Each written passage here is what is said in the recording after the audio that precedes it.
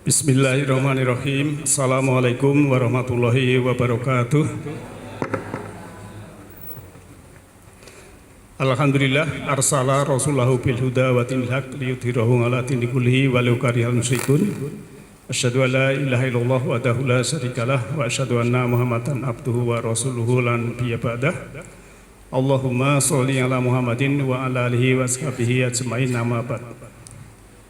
Subhanaka la ilma lana illa ma 'allamtana innaka antal alimul hakim. Rabbi shrah li sadri wa yassir li amri wahlul 'uqdatam min lisani yafqahu qawli. Sahabat, Bapak Ibu, kaum muslimin wal muslimat rahimakumullah yang insyaallah dirahmati oleh Allah Ta'ala, marilah kita belajar bersama, juga memakmurkan masjid yang kita cintai. Dan marilah kita selalu bersyukur pada Allah Ta'ala dengan membuka mata hati, membuka mata ruhani, membuka mata jiwa, membuka mata batin untuk menerima cahaya ilahi atau nur ilahi. Kaum muslimin wa muslimat rahimakumullah, sesuai undangan di WA Group bahwa malam hari ini kajian kita adalah berobat dengan sedekah. Tapi kemarin ada salah ketik bertobat ya. Tapi yang betul adalah berobat dengan sedekah. Tapi maaf, ini tidak bisa ditampilkan karena saya ganti laptop, alatnya kurang satu, jadi mohon dimaklumi ya. Ibu bapak yang saya hormati, kita belajar Al-Quran ini sebetulnya memang Al-Quran itu punya kelebihan ya. Kalau jenengan melihat situasi dan kondisi di masyarakat misalnya, Al-Quran itu dibacakan untuk orang nikah, didengar juga enak. Kemudian ada orang meninggal, dibacakan Quran juga enak. Beda dengan musik ataupun yang lain ya. Kalau mungkin musik itu pas nikahan ya oke, ataupun nyanyi-nyanyi, tapi kalau pas keseripaan ya itu memang pasti ya tidak sesuai dengan hati, sehingga mesti penjelasan kalau ada takziah kok nyeteli lagu-lagu, walaupun lagu-lagu itu mungkin religi, tapi tetap mesti ada yang tidak suka.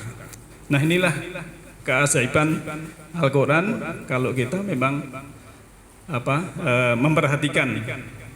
Termasuk orang sakit pun ya, yang sakit gigi, cekot-cekot, krungu Quran ora nesu. Tapi lorong untuk cekot-cekot, krungu dangdutan apa krungu apa ular kambang ya penak. Nah, oleh karena itu itulah ya kita ya harus bersyukur pada Allah Ta'ala di mana kita bisa mendapatkan tempat untuk belajar bersama. Bapak Ibu yang saya hormati ya, sebetulnya menjadi tua itu pasti, namun hidup sehat di masa tua itu pilihan. Jadi saat kita lahir itu dalam keadaan telanjang, tak ada selai kain pun di badan kita. Kemudian beranjak dewasa, amanah demi amanah, kekayaan, jabatan, kadang karir itu menjadi beragam. Nah, kita harus menyadari bahwa semua itu bersifat ya tidak permanen. Suatu saat akan kita tinggalkan. Maka ya, kita harus punya pilihan ya. Nah, karena topiknya itu bersedekah dengan berobat dengan sedekah ya. Di situ ada kata kunci dan kerangka berpikir kita ya. Kalau berobat itu kan pasti hubungannya dengan penyakit ya. Lantas kalau sedekah itu nanti hubungannya dengan duit atau harta, misalnya demikian. Jadi ini kita ambil kata kunci dulu. Berobat karena penyakit jasmani ya. itu salah satu jalan berobatnya. Kalau dokter itu harus tanya dulu sebabnya apa. Wah, saya darah tinggi, Pak. Nah, sebabnya apa? Habis makan sate kambing misalnya gitu. Ada sebabnya. Pasti besok jangan makan sate kambing, minum air putih yang banyak gitu. Tapi bukan itu.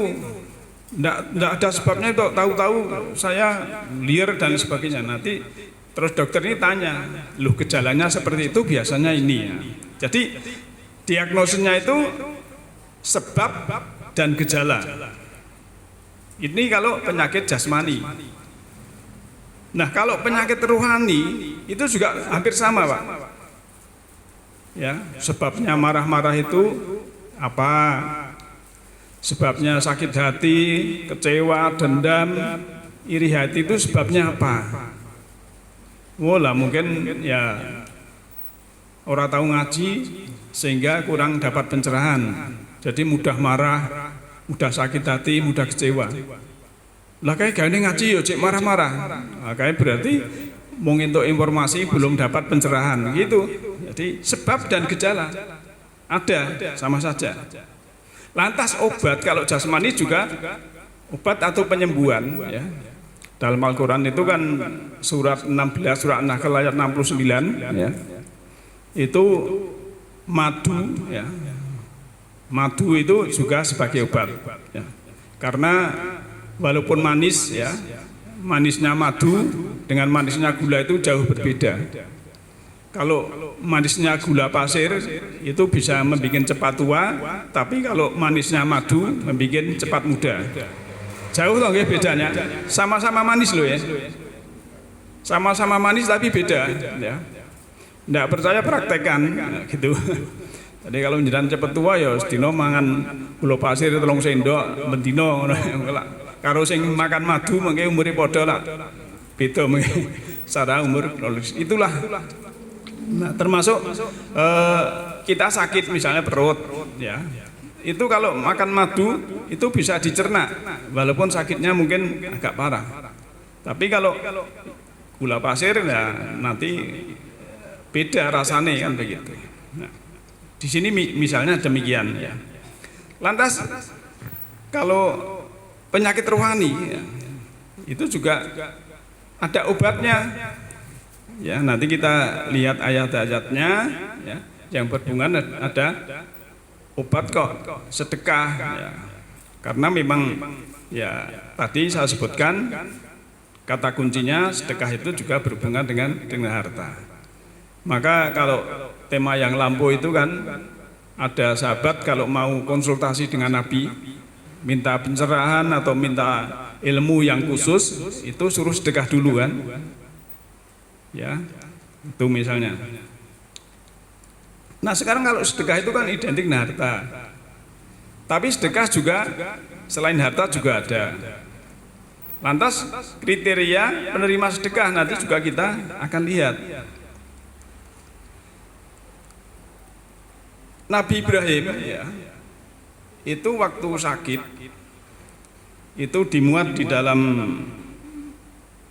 surah 26 ya, surah Asy-Syu'ara ya, surah 26 itu.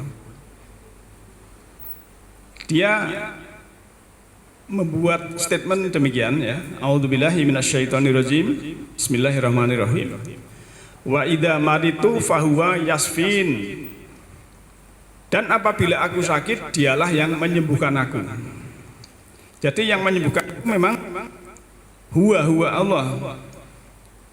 Kalau naik ke atasnya ayat 79-nya waladhi huwa yut'imuni wa yaskin, dan Tuhanku dia yang memberi makan dan minum kepadaku. Jadi waktu sakit ya, kalau Ibrahim itu kan sudah bertauhid, berarti sakitnya di sini sakit mungkin ya jasmani ya. Yang menyembuhkan itu adalah Allah. Kemudian kita melihat landasan hukum kita dalam topik berobat dengan sedekah ya. Kita lihat dulu ya di dalam Surah Saba. Surah Saba itu surah ke-34 ayatnya 39 ya. Jadi kalau ibu-ibu yang bawa buku bisa dicatat ya. Surah 34 ayat 39. A'udzu billahi minasyaitonir rajim. Bismillahirrahmanirrahim. Qul inna rabbi yabsutu rizqa liman yasha min ibadihi wa yaqdir lahu wa ma anfaqtum min syai'in fahuwa yuhlikuhu wa huwa khairur raziqin. Katakanlah, kul katakanlah, ini fi'il amr. Inna sesungguhnya Rabbi Tuhanku, Robku ya, yabsutu rizqa melapangkan rezeki ya, lima yasa ya, bagi siapa yang dia kehendaki min dari ibadi hamba-hambanya. Wa yaqdiru lahu ya, ini atop ya, wawunya wawu atop. Jadi kalau dari depannya inna Rabbi ya yaqdiru rizqa gitu cara menerjemahkan. Jadi kalau di depan tadi Allah melapangkan rezeki siapa yang dikehendaki, dan juga Allah yakdir dari qadara yakdiru itu menentukan baginya. Tapi kalau terjemahan di Depak itu menyempitkan, seakan-akan kalau menyempitkan itu bahasanya dan memang qadar itu ketentuan. Jadi wa yakdiru, dan Allah menentukan rezeki seorang, ditentukan. Kalau seseorang itu hanya sebagai ya nuwun sewu maaf tukang batu misalnya, ya paling sehari 200.000 itu takdirnya, yakdirunya. Tapi bagi yang bos gilingan mungkin ya di atas itu, karena yabsutu rizqa liman yasha, dilebihkan, disesuaikan dengan kausalitasnya, sebab akibatnya. Kalau ASN golongan 4B, 4A dibandingkan 2A ya tetap itu kan begitu. Lantas wama anfaqtum min syai'in, dan apa-apa yang kamu infakkan, kamu sedekahkan dari sesuatu, fahuwa yuhlikuhu, maka ya, Allah akan fahuwa dia yuhlikuhu akan menggantinya. Jadi kalau kita sedekah yaitu mendapat ganti. Nah, gantinya itu jangan dilihat dari wah saya sedekah uang dapat uang. Bisa jadi kita sedekah uang dapatnya kesehatan. Bisa jadi kita sedekah uang dapatnya ketenteraman, kedamaian. Maka semesta ini kan hukumnya apa yang kita terima adalah yang kita berikan. Wa huwa khairur raziqin, dan dia Allah itu ya sebaik-baik pemberi rezeki. Jadi Allah itu menitahkan kita ya, menciptakan kita hadir di semesta ini karena Allah itu Rob itu Maha Pemelihara. Kita yakin dipelihara oleh Allah. Jadi kita positive thinking. Pasti ada kelebihan. Maka kalau ada orang punya hutang ya, mikirnya hutang terus, itu malah nyahure rodor koso. Tapi kalau punya hutang, mikirnya itu berkelimpahan, saya bisa nanti juga bisa nyahur gitu kan. Jadi ada like extract like, jadi akan menarik yang dia pikirkan. Nah, termasuk Allah itu Maha Kaya ya. Khairur raziqin itu kan sebaik-baik pemberi rezeki. Ini kan fa'il ya raziqin ini. Jadi Allah itu sebaik-baik memberi rezeki. Tapi juga lewat manusia.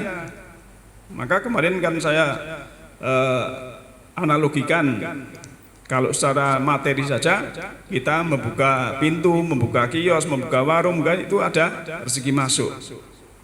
Nah, kalau di ruhani kita membuka kolbu, membuka batin, ya mata hati, itu juga akan masuk yang berhubungan dengan petunjuk. Nah, kita harus yakin ini karena di sini disebutkan ya fahuwa yuhlikuhu, bahwa Allah itu akan menggantinya. Kemudian landasan yang kedua, sedekah ya, dan perlu dicermati ya, bahwa ada istilah zakat itu adalah sedekah yang paling utama. Nanti ada istilah infak, ada amal khair, kemudian untuk fisabilillah dan lain sebagainya. Jadi sedekah kalau di dalam surah 9 ya ayat 60 itu kan innamas shadaqatu lil fuqara'i dan lain seterusnya itu. Jadi sungguhnya sedekah. Ya, walaupun diterjemahkan dengan zakat. Tapi bunyi ayatnya sedekah. Bahasa Indonesia sedekah. Golek gampang kan gitu. Nah, nanti apakah betul kalau sedekah itu bisa menyembuhkan penyakit? Kita lihat dulu surah 4 ayat 114 ya, surah An-Nisa. Ayatnya 114. A'udzu billahi minasyaitonir rajim. Bismillahirrahmanirrahim. La khaira fi kasirim min najwahum illa man amara bi shadaqatin aw ma'rufin aw islahin bainan nas. Wa may yaf'al dzalika ya wa may yaf'al dzalika ba'tigo amardatillahi fasaufa nu'tihi ajran adima. Jadi la khaira fi kasirin, tidak ada khaira kebaikan fi khairin dalam kebanyakan min najwahum dari bisikan-bisikan mereka. Jadi tidak ada kebaikan pada kebanyakan bisikan-bisikan mereka itu kecuali ilah itu dari in dan la jika tidak, atau kecuali satu man amara bisadaqatin, yaitu orang yang mengajak untuk bersedekah. Yang kedua au ma'rufin, atau orang yang mengajak kepada berbuat baik atau berbuat ma'ruf. Yang ketiga au islahin bainan nas, atau orang yang mendamaikan dua saudara. Wa may yaf'al dzalika, dan barang siapa mengerjakan seperti itu ya, ibtigha'a mardatillah, untuk mencari keridhaan Allah, fasaufa nu'tihi ajran adima, maka kelak Allah atau kami Allah itu akan memberi kepadanya pahala yang besar. Jadi di sini sebutkan Bapak Ibu, dalam bisikan-bisikan ya, kalau bisikan itu kan dekat toh Pak, tidak jauh yang namanya bisikan ya. Kalau jauh itu namanya tidak bisikan ya.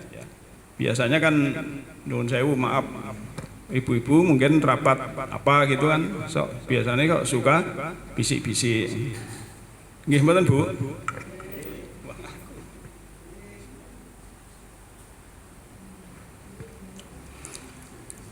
Begini soalnya ya. Jadi memang ya pria dan wanita itu memang Allah menciptakan berbeda. Kan ada otak besar, otak kecil ya. Sedangkan kalau laki-laki itu kan yang dominan itu yang berpikir logis. Tapi kalau wanita ini rasa. Jadi rasa dan ingin informasi. Maka kebanyakan ya dalam rasa ini wanita suka sekali berkumpul, suka sekali kepengen informasi ya. Contoh aja ya, konkret ini nyata, kebanyakan majelis taklim itu ibu-ibu, orang yang bapak-bapak. Tapi bagi bapak ibu yang datang cuma ibu-ibu, tidak usah khawatir, suami itu walaupun tidak ngaji, nanti ibu punya vibrasi Pak. Misalnya jenengan nuwun sewu ini nyetel pengajian yang lalu bab ini, terus bapaknya ngrungokne, karena ada vibrasi, wah kok apik ya, nah, misalnya gitu, ini ada vibrasi, nanti akan menyerap. Ya. Nah, kalau suami belum taklim itu ya tenang saja ya, nanti kan seperti itu tadi. Karena apa? Ya, kalau istri ya, itu bisa menyenangkan, bisa suami ini ridho istilahnya, ya setujulah gitu. Ya. Ini vibrasi kepada suami. Seorang ibu ini karena anak-anak ini selnya kebanyakan dari ibu. ini lipat 3 kali. Jadi kalau vibrasinya kepada ayah itu cuma oh ya setuju, nanti anaknya itu lebih apa istilahnya lebih mudah menerima apa yang ibu lakukan. Jadi dampaknya gini ya, kalau sing ngaji bapak yang cari pencerahan bapak ini dampaknya ke anak tidak begitu signifikan. Tapi kalau yang ngaji Bu kemudian anak ini memperhatikan, ini ada signifikan. Ini neuroscience bukan pendapat saya ya. Ini sudah diteliti oleh para ahli ya. Ya, itu memang seperti itu. Jadi tadi saya sebutkan ada otak kanan, ada kiri. Kalau wanita itu sukanya berkumpul, kemudian sukanya informasi ya. Ya. Biasanya kan kalau rapat atau apa itu, kalau bapak itu mau ke toilet tuh dewe mak slender ngono, tapi nek ibu-ibu kan senengnya berkumpul, golek kanca kan gitu ya. Lah kancani ya. Ya toh. Wis aja kamare cek golek informasi. Karo kancane bengok-bengok. Bar iki engko acarane opo ya? Padahal sejak anu, engko mangane opo ya? Nek bapak ndak mungkin ya. Pipis sana dewe-dewe ya meneng, tapi itu memang ya seperti itu ya. Jadi maka biasanya kebanyakan informasi-informasi itu kan yang cepat ibu-ibu. Mbak Jawa WA niku enten saudara sakit atau apa itu ibu-ibu lebih cepat. Bapak ya nampa yang gusik kan gitu. Itu fitrahnya Pak. Jadi kita tidak apa ya tidak usah meri ataupun yang bagaimana memang itu sudah fitrahnya, maka perbedaan itu dipasangkan. Sepatu kiri, sepatu kanan dipasangkan menjadi indah.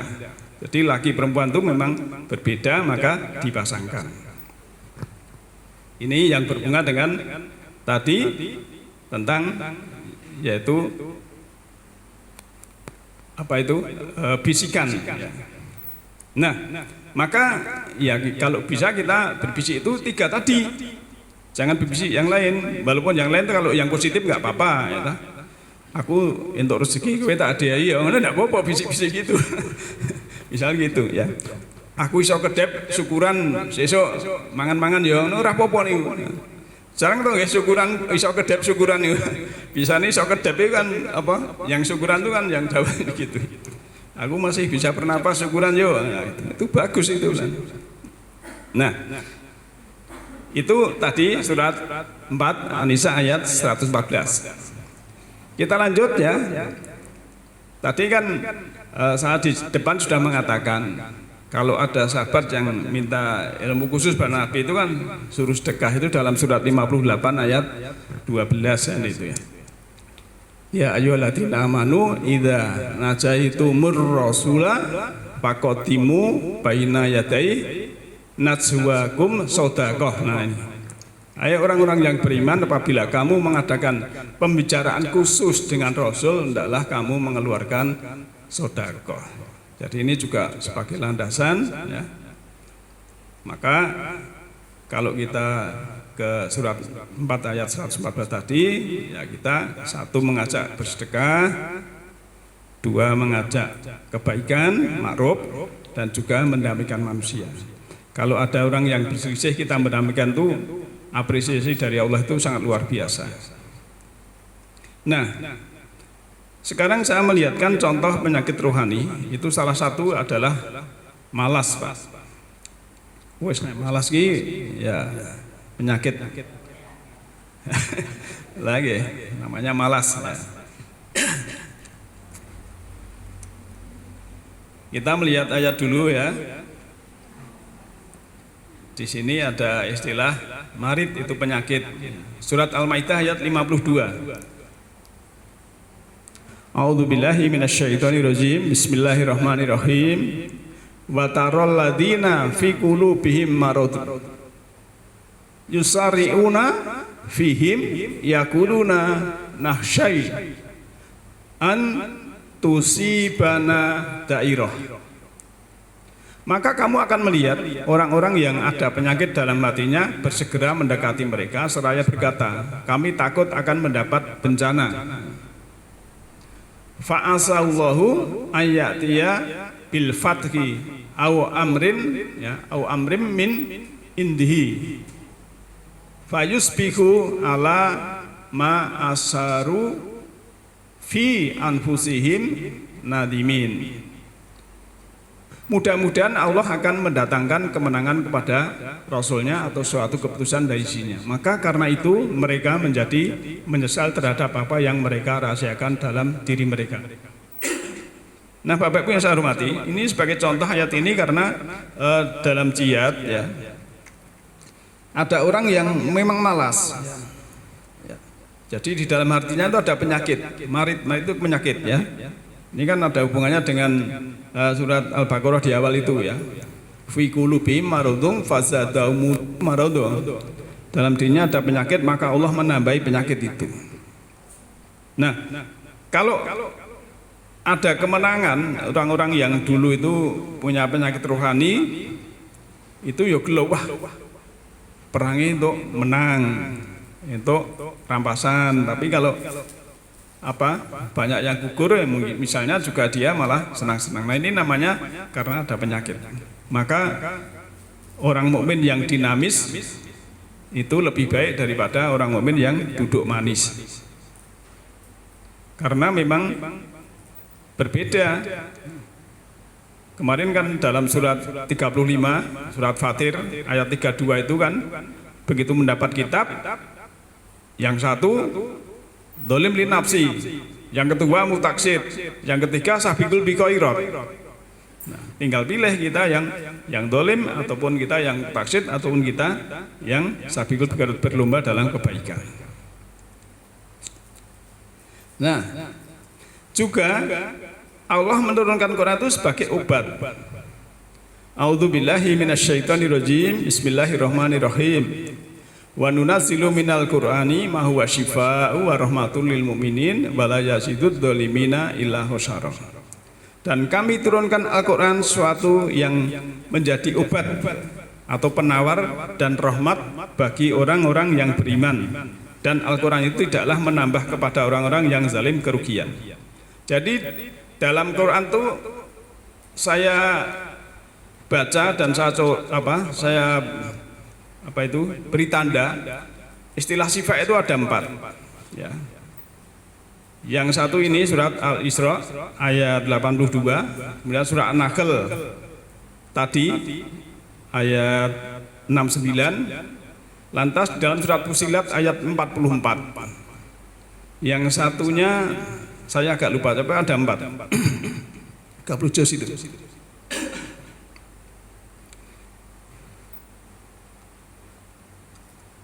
Berarti Allah menurunkan sifat Al-Quran itu sebagai sifat tadi, tapi bagi orang yang zalim itu tidak ada gunanya, malah dia rugi.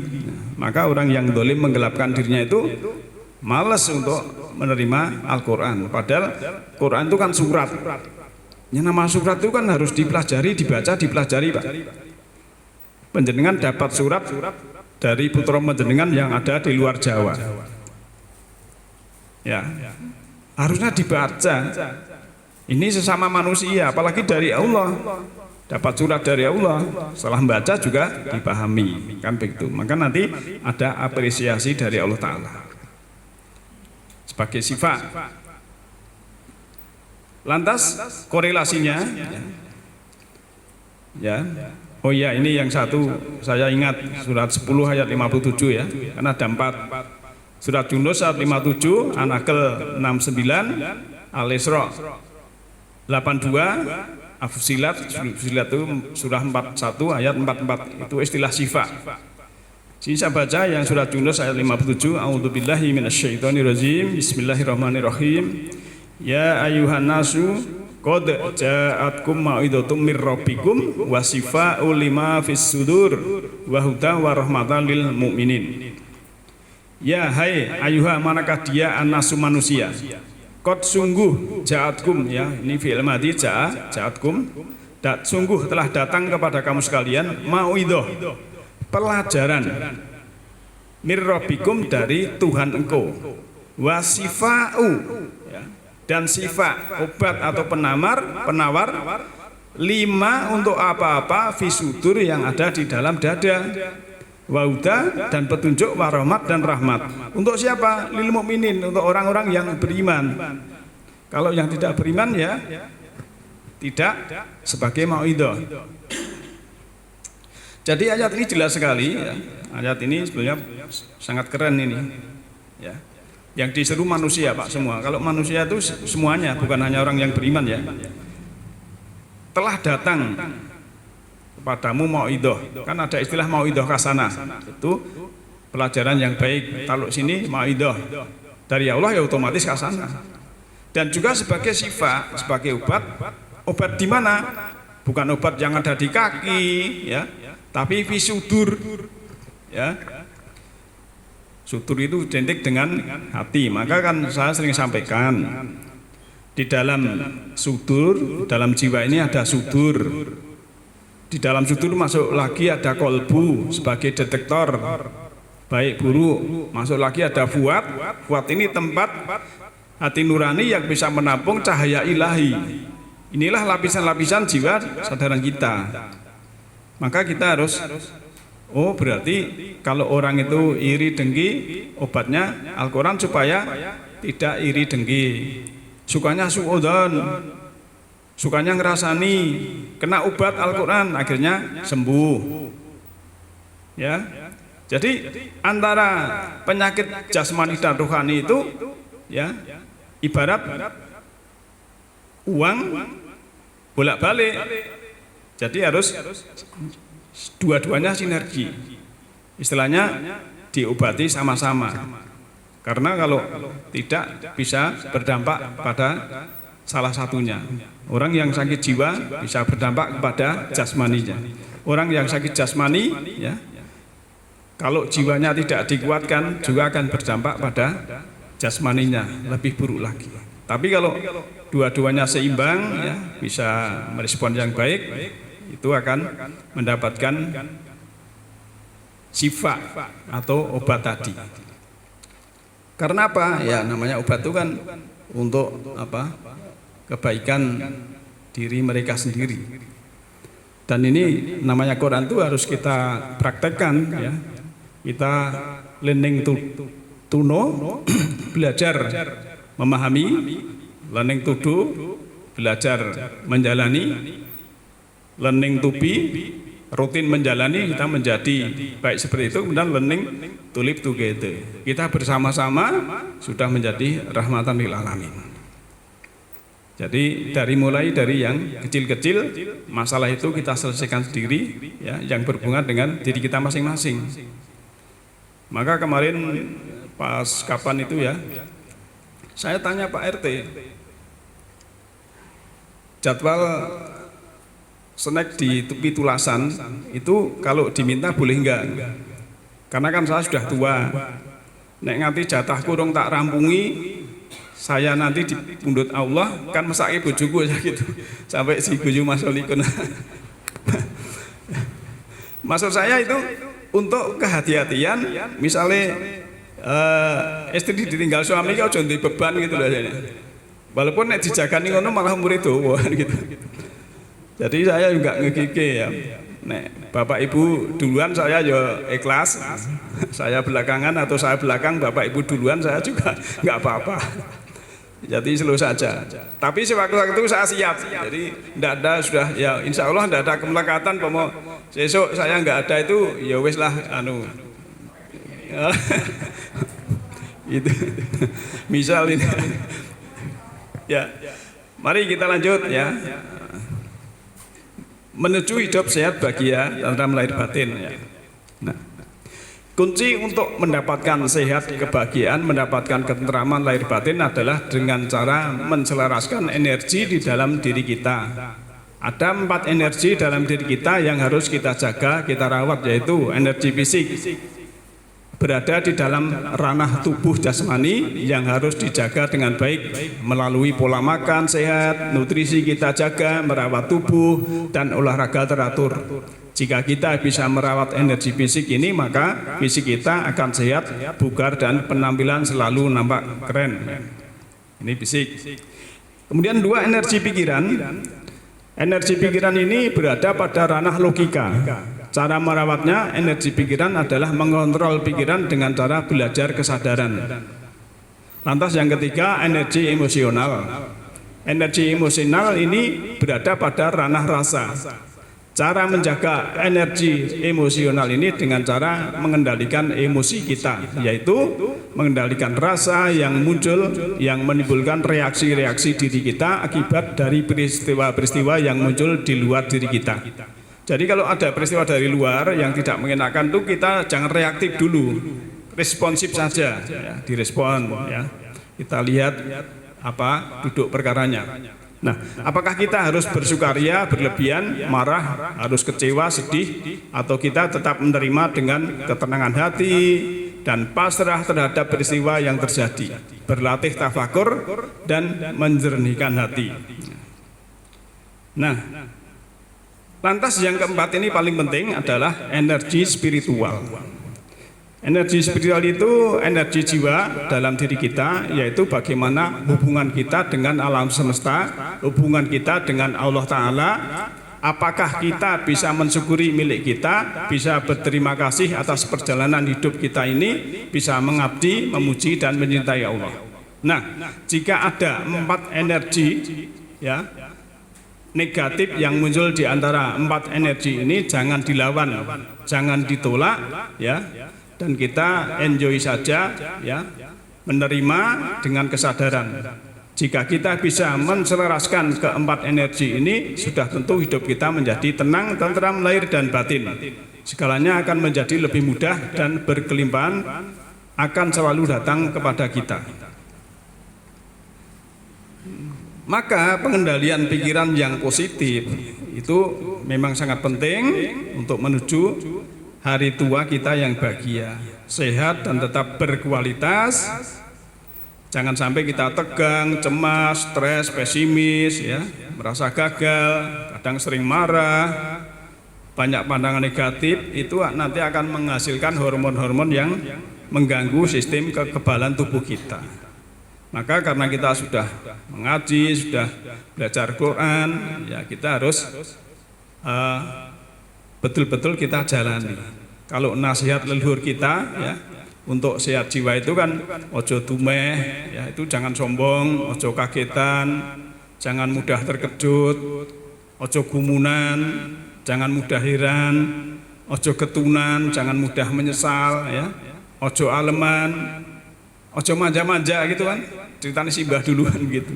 Itu semua ada baiknya, ya. Jangan sombong itu kalau surat 17 ayat 37 itu kan, ya, wala tamsi fil ardi maroka innaka lam, ya, lam tahriq ardo walan tablugal jibala tulan. Jadi janganlah kamu berjalan di muka bumi ini dengan sombong, karena sungguhnya kamu sekali-kali tidak dapat menembus bumi dan sekali-kali kamu tidak akan sampai setinggi gunung. Nah, jadi itu memang nasihat leluhur kita itu memang banyak sekali manfaat-manfaat yang harus kita laksanakan, kita tanamkan dalam diri kita masing-masing. Nah, Bapak Ibu yang saya hormati, yang kuncinya itu adalah kesadaran kita bisa menyetir pikiran kita sehingga apa yang kita lakukan itu bisa terbaik. Termasuk tadi, ya, kita bersedekah, ya. Bersedekah itu adalah untuk menguatkan jiwa kita, menguatkan rohani kita, sehingga otomatis kalau jasmani rohani ini kuat, jiwa ini gagah, ya, kita lembutkan seperti Nabi Zakaria, itu penyakit fisik itu akan berkurang. Rasanya ini wis cedak Gusti Allah. Orang itu kalau sudah cedak Gusti Allah kan enak, ya. Maka dalam sejarah itu kan Nabi juga bersabda, watawu marodokum bisodakotin. Dan juga obatilah orang-orang yang sakit itu dengan sedekah, misalnya gitu. Jadi ini ada sinkronisasi, ya, menjelaskan ayat-ayat memang sedekah itu banyak manfaatnya. Salah satunya adalah untuk obat jasmani dan rohani kita kalau kita punya penyakit. Nah, Bapak Ibu yang saya hormati, karena kita tidak pakai layar, jadi sementara sampai di sini. Nanti kalau ada komentar atau pertanyaan bisa dilanjutkan setelah kita